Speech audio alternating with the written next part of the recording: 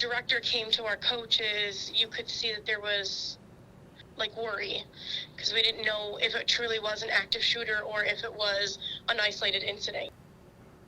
A community rocked by a murder.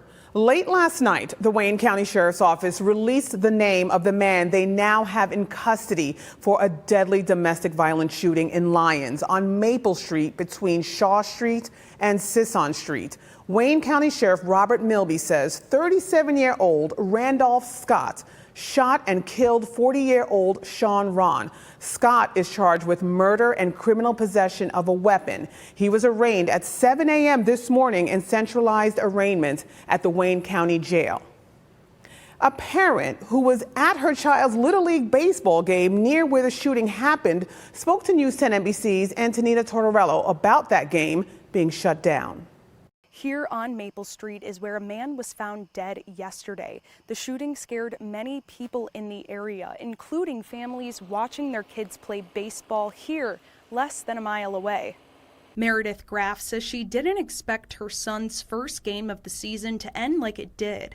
We were about the third inning in when the director of the program pulled the coaches and said to get all the players into the dugouts. There was a police situation, and then I don't even think it was a whole maybe minute and a half later, the director then said we need to get the kids out of here, and we were evacuated from the field immediately. Graff tells me all they knew was that there was a shooter nearby. It was terrifying to not know what was going on. We were all kind of rushing them to hurry up, get your bags packed, let's get out of the dugout, get to our cars and get out of the area. You could definitely see they were like, they didn't know what was going on, and you try not to tell them information because you don't want them to worry, but you could see the worry in their face. They knew that the parents were worried, that they were worrying. Once she got home, she says it was a lot of checking the news and talking to other people in the area to find out exactly what happened. Once she found out there was no threat to her or her family, she felt better, but it was still a terrifying situation in the moment and one that will be hard to forget.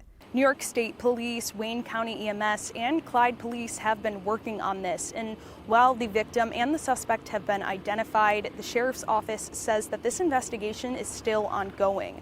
Reporting from Lyons, Antonina Tortorello, News 10 NBC.